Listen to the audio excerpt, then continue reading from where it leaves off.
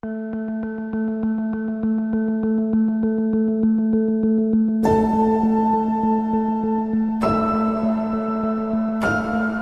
futuro político do ex-juiz da Lava Jato e senador Sérgio Moro será decidido muito em breve pelo Tribunal Regional Eleitoral do Paraná. Um destaque da Procuradoria Regional Eleitoral do Paraná, que defendeu a cassação do mandato do senador Sérgio Moro, do União Brasil, pela prática de abuso de poder econômico durante a pré-campanha eleitoral de 2022.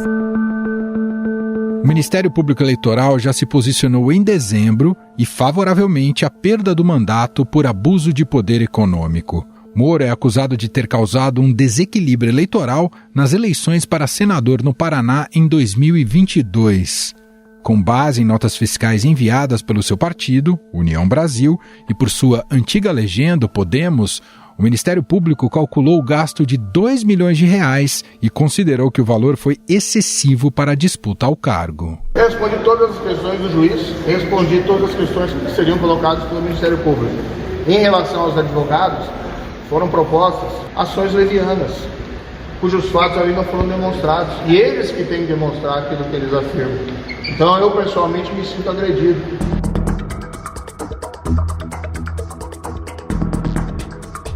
A legislação eleitoral não tem previsão de limite para pré-campanhas, mas se o gasto for considerado excessivo pela Justiça Eleitoral, pode ser enquadrado como abuso.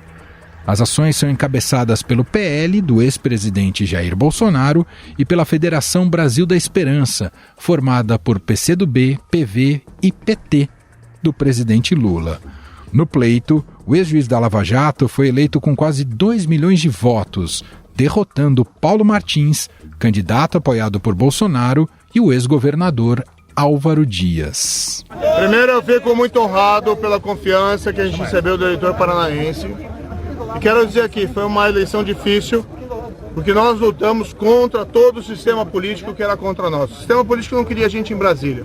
A gente teve poucos aliados políticos, mas tivemos aliados políticos valorosos.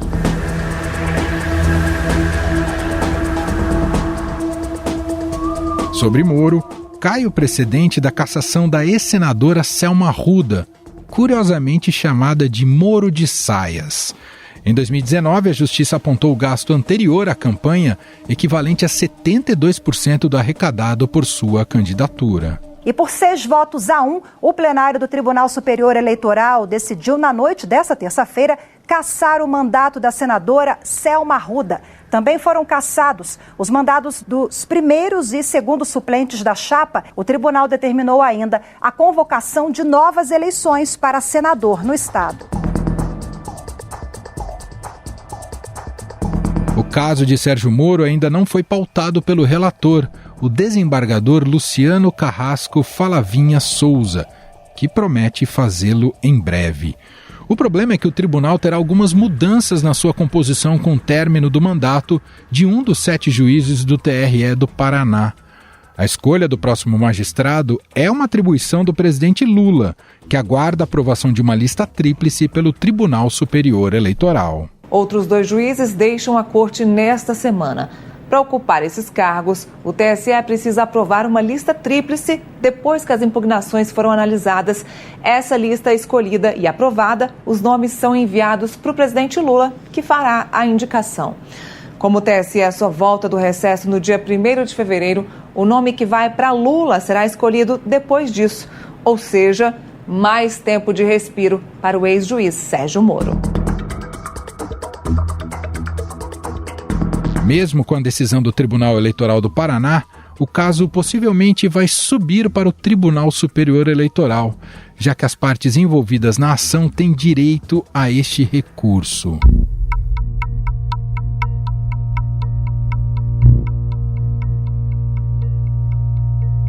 A condenação de Moro provocaria uma nova eleição suplementar, já que os 2 suplentes também seriam punidos com a cassação. Com essa possibilidade, PT e PL se movimentam para escolher candidatos para uma nova eleição. União Brasil, partido do ex-juiz, e o PP também devem lançar postulantes ao cargo. No PL existe a possibilidade da ex-primeira-dama Michele Bolsonaro ser lançada candidata. eu creio que Deus está me chamando para algo novo no Brasil. E eu estou aqui. Senadora de onde? Daqui? Deus vai dar sabedoria para vocês escolherem o melhor para o estado do Paraná. Uma pessoa que seja realmente elegante. Para isso, ela precisaria comprovar ter domicílio eleitoral no estado 6 meses antes da eleição. Hoje, o domicílio eleitoral dela é no Distrito Federal. O presidente nacional do PL, Valdemar Costa Neto, afirmou que Michele não tem interesse em entrar na disputa. O ex-deputado do PL, Paulo Martins, que foi derrotado por Moro, já afirmou que gostaria de concorrer, mas a escolha deve ser um consenso entre Valdemar e Jair Bolsonaro. Já no PT, a disputa interna também é acirrada. Segundo a coluna do Estadão, o deputado federal Zeca Dirceu e a deputada federal e presidente nacional do PT, Gleisi Hoffmann, disputam a indicação da legenda. Só a possibilidade de uma candidatura petista ao Senado no lugar de Moro já acendeu alertas e criou um clima de guerra entre os deputados federal Zeca Dirceu e a ex-senadora e presidente do partido Gleisi Hoffmann.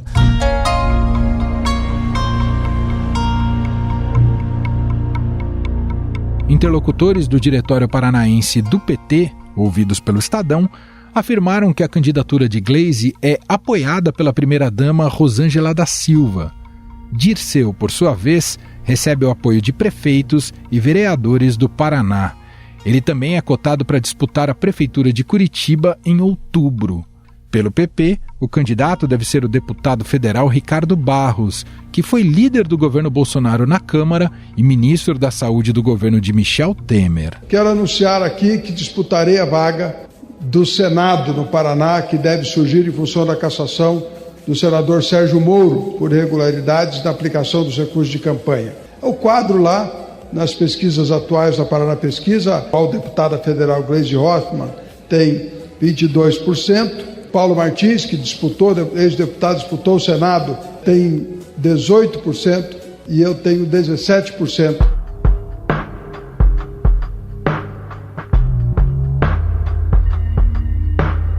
Ao Estadão, Barros afirmou que o PP já consolidou a candidatura dele caso Moro perca o mandato.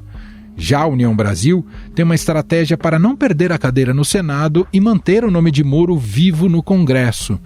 Segundo o jornal O Globo, a opção avaliada é lançar a candidatura da deputada federal Rosângela Moro, esposa do senador. Afinal, a cassação de Moro já é dada como certa? O que explica a ascensão e a queda do ex-juiz? Como vai ficar essa disputa pelo voto do paranaense?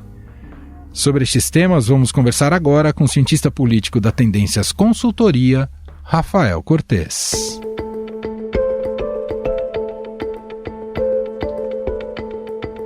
Olá, Rafael, seja muito bem-vindo, tudo bem? Olá, Emanuel, muito obrigado pelo convite, tudo bem? É um prazer mais uma vez estar falando aqui na Rádio Eldorado. Rafael, Sérgio Moro é um personagem muito sui generis na nossa história política e também jurídica, que viveu uma grande ascensão e agora, nesse momento, colhe derrotas que podem levá-lo até ao ostracismo, caso perca de fato o mandato de senador. Claro que não é uma análise fácil de ser feita, porque há muitas camadas, né? Um debate polarizado, radicalizado e intenso no Brasil, mas te pergunto de cara, como é que você definiria o Moro? Quem é ele na sua visão? O que virou o Moro para você, Rafael Cortes? Boa pergunta, Emanuel. Eu acho que me parece que é uma frase assim, é uma promessa não cumprida, que se apresentava em algum momento qual o papel que o então juiz Sérgio Moro poderia ter no sistema político brasileiro como um todo, mas também, eventualmente, na carreira como magistrado, né? Ele personificou algo que ia muito ao encontro do imaginário coletivo do brasileiro, né? A ideia da corrupção política e de que o combate à corrupção nunca chegaria aos chamados peixes grandes, né? Aos mais graúdos, ficaria sempre, né, naquelas figuras pouco expressivas e que tinham papel quase que secundário nesses grandes escândalos de corrupção, de tal sorte que, no âmbito da Operação Lava Jato, mas acho que muito personificada na figura de Sérgio Moro, naquele momento parecia ser um nome que entraria para a história contemporânea do Brasil. Talvez entre na história ainda, mas por outros canais, né? Acho que desde aquele momento e todas as informações que a sociedade aprendeu e, sobretudo, as escolhas que o agora senador Sérgio Moro fez ao longo desse tempo, pode eventualmente o deixar aí numa condição politicamente muito desgastada, mas possivelmente uma figura de um lugar bem subordinado, né, em relação à história política brasileira. Eu quero te ouvir, Rafael Cortez, especificamente sobre a escolha do Moro, né, olhando para o passado e a trajetória política dele, a escolha em aceitar o convite do ex-presidente Jair Bolsonaro para fazer parte do governo Bolsonaro. Claro que a gente fazer essa análise agora, né, passados anos, é mais fácil dizer que ele acertou ou errou, enfim. Né, até porque naquele momento ninguém sabia ao certo o que seria o governo Bolsonaro. Por mais que tivesse indícios que poderia ser um governo ruim, na prática estava tudo em aberto. Mas faço essa pergunta, ele errou? Foi uma escolha muito arriscada fazer parte do governo Bolsonaro? Me parece que sim, aí acho que independente até do destino final, né, do seu mandato atual, né, acho que do ponto de vista do que poderia ter sido a sua trajetória política, né, novamente, em algum momento, prestígio político muito elevado junto ao âmbito político, junto ao âmbito do judiciário, junto à opinião pública. Esses atributos, né, sugeririam um futuro muito alvissareiro naquele momento para a figura do então juiz Moro. Então, me parece que do ponto de vista do que ele poderia almejar, foi um erro, porque ali já haviam elementos de que a candidatura, né, e depois o então governo Bolsonaro, tinha uma característica que era super importante, né? Era muito difícil alguém do núcleo próximo ali do então candidato, posteriormente presidente Bolsonaro, que conseguisse brilhar por algum tempo, né? O Bolsonaro tinha uma certa insegurança em relação ao seu capital político. E também a própria natureza daquele momento era uma candidatura, um momento muito delicado, né? Embora com uma popularidade alta naquele momento, era um movimento muito personalista, né? Isso acabou depois se mostrando verdade pela exposição política, não só do Moro, mas de diversos aliados que emergiram na política naquele momento. Agora, acho que o que seria interessante a gente especular, até para a gente pensar as relações entre política e esse mundo exterior, é o que teria acontecido para ele aceitar essa escolha. Há um risco, Rafael, de parecer que a Lava Jato foi mera conspiração, como tenta implementar essa narrativa o PT? Te pergunto isso porque a gente tem visto vários episódios, né, em que isso é realçado, e recentemente com próprio novo investimento em um dos símbolos da corrupção da era petista, que foi a refinaria Abreu e Lima lá em Pernambuco. Não há dúvida. Acho que a parte lamentável de todo esse processo, né, é justamente por também dar subsídios, né, para a classe política, e independente da coloração partidária, se sentir autorizada a repetir, eventualmente com os mesmos resultados, do ponto de vista do uso do recurso público, de elementos que estavam presentes, independente do comportamento dos membros da Operação Lava Jato, que envolve, né, essa tríade: setor privado, sobretudo grandes empresas estatais, né, e agentes representativos, né, esse tripé que é quase sempre mediado por recursos econômicos. Isso é algo que a gente precisa estar diuturnamente olhando com bastante cuidado. Isso é bem interessante, porque é como se a Lava Jato não tivesse produzido legados definitivos, né, que constrangesse novos governos na maneira como eles lidam com o setor público e as estatais. Faço esse comentário porque o PT, e aí te pergunto, o PT não está repetindo certos vícios que já teve em governos passados? Não estou dizendo que está tendo corrupção agora, mas em relação principalmente à gestão das estatais, não está repetindo os mesmos vícios de governos anteriores, como se não tivesse aprendido com os erros do passado? Fica até bravo que a imprensa aponte esses erros, como a gente viu nas declarações do ministro da SECOM, Paulo Pimenta, bravo que a imprensa apresentou dados factuais de como a corrupção se deu com as estatais e como o Brasil perdeu dinheiro com as estatais nas gestões petistas. Não há dúvida, o potencial está ali, né? Até porque assim, é dado a potencial existência de casos de corrupção quando a gente envolve poder político, recursos financeiros e disputa eleitoral, né? Isso é quase que parte do jogo e aí naturalmente se constroem instituições de controle para o quanto possível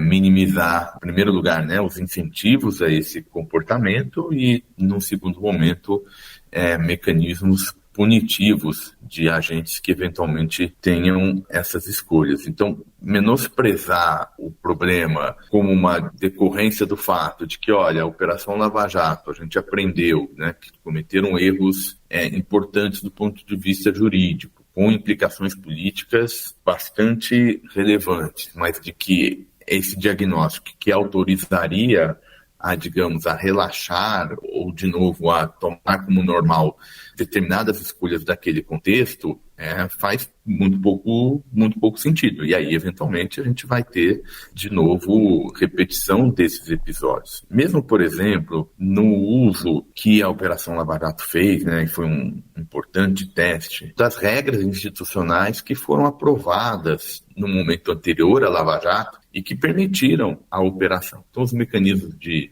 delação premiada, por exemplo. E, nesse momento, está sendo discutido, né, como esse mecanismo foi aplicado não só na Lava Jato, mas potencialmente de forma mais ampla, né? Então, esse revisionismo foi muito alimentado pelo que a gente descobriu depois, né? Vamos usar como marco aqui a condenação do presidente Lula. Desde o que a gente aprendeu até então, tem de fato uma revisão, que potencialmente até esses instrumentos que gerariam inovações, né, nesse sentido do combate à corrupção, podem também ter aí algum revés fruto de um ambiente político que agora autoriza uma espécie de olhar para esse passado, o que já seria natural, mas agora com esse argumento forte, né, de que cometeram erros grosseiros do ponto de vista jurídico e que isso autorizaria essa revisão. Então, não há dúvida que acho que a Operação Lava Jato, curiosamente, né, o fato de ter tido o tamanho que teve, de ter deixado um legado político, acho que muito maior do que o próprio combate à corrupção, um marco divisor de uma era no sistema político brasileiro, né, a emergência dessa nova direita, aos meus olhos, é muito resultado da Operação Lava Jato, mas a despeito desse efeito, pode gerar, o futuro pode nos reservar revisões nos mecanismos que deram origem e possibilidade para a Operação Lava Jato. Bom, vamos entrar um pouco no aspecto, Rafael, agora deste cenário que se coloca, provável, possível cassação de Sérgio Moro. Perderia o mandato como senador e isso ensejaria ali uma nova eleição para substituí-lo, né, no Senado Federal. E já há disputas internas em partidos sobre esses nomes. Quero te ouvir inicialmente sobre Michele Bolsonaro. O PL cogita lançá-la, ainda é um tanto incerto se ela vai topar ou não, mas como é que você vê essa possibilidade da ex-primeira-dama concorrer a um cargo eletivo? Bom, em primeiro lugar, tem ali um efeito, se eventualmente eleita, bem importante por conta até do próprio destino jurídico da ex-primeira-dama. Tem visto, já assistiu operações, né, investigações envolvendo a ex-primeira-dama e aí eventualmente eleita, o cálculo jurídico e o risco para ela se altera, né, ganhando foro privilegiado. Olhando do ponto de vista mais macro, como é uma figura muito próxima do ex-presidente Bolsonaro, a gente, em tese, faria com que essa nova eleição, né, se confirmado esse resultado continue ganhando contornos dessa polarização, dessa personificação que de alguma maneira está dando o tom da política brasileira, sobretudo em ano de eleição municipal. A gente viu recentemente o próprio presidente Lula alimentando um pouco essa dualidade, Lula versus Bolsonaro, Sim. por conta aqui da disputa em São Paulo. Em confirmando esse cenário da candidatura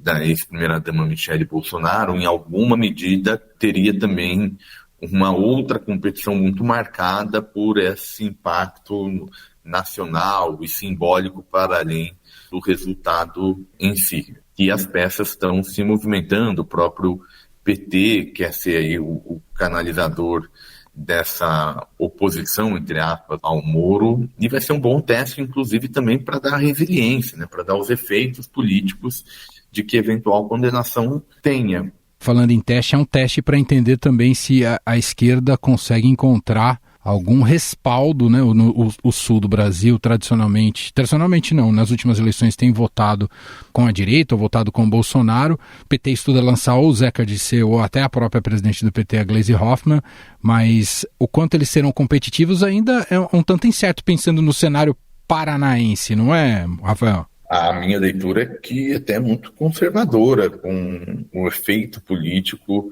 que isso teria do ponto de vista de aumentar, né, o desempenho do PT e da esquerda como um todo. As eleições mais recentes apresentaram, e do ponto de vista geográfico, um certo equilíbrio político, né? A gente tem um recorte geográfico agora, parece que, pelo menos onde a vista alcança, é definitivo, né? Com esse equilíbrio no centro-sul, mais candidaturas à direita e um desempenho na região norte-nordeste super expressivo da esquerda e do presidente Lula em particular. Então, se a gente olhar qualquer eleição até 2014, se a gente pega as eleições, sobretudo as eleições de Fernando Henrique, os primeiros mandatos Lula, aí isso estava muito claro, né?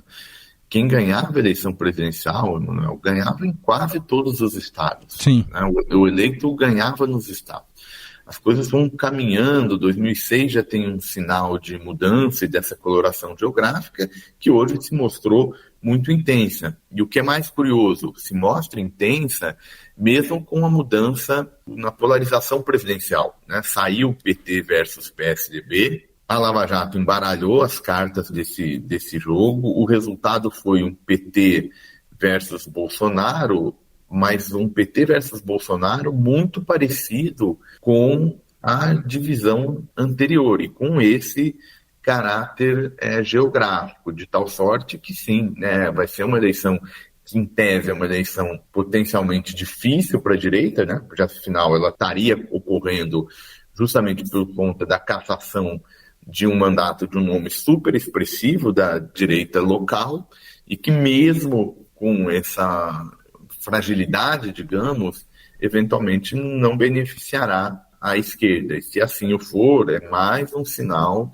de que nós temos uma resiliência política muito mais forte do que essa aparência, né, que a gente faz as discussões mais personalistas, enfim, mas que isso pode ter ali um sinal de que é um conflito político mais, para usar um jargão aí dos cientistas políticos, né, mais cristalizado. E aí nos ensinando alguma coisa para 24, mas sobretudo para 26. Muito bem, a análise de Rafael Cortes, cientista político da Tendências Consultoria. Muito obrigado, viu, Rafael, mais uma vez pela participação e um grande abraço para você. Eu que agradeço, Manuel, sempre um prazer para mim participar e, sobretudo, um prazer dialogar com os ouvintes da Rádio Eldorado, e a gente certamente se fala aí no futuro breve. Muito obrigado. Estadão Notícias. Este foi o Estadão Notícias de hoje, segunda-feira, 29 de janeiro de 2024.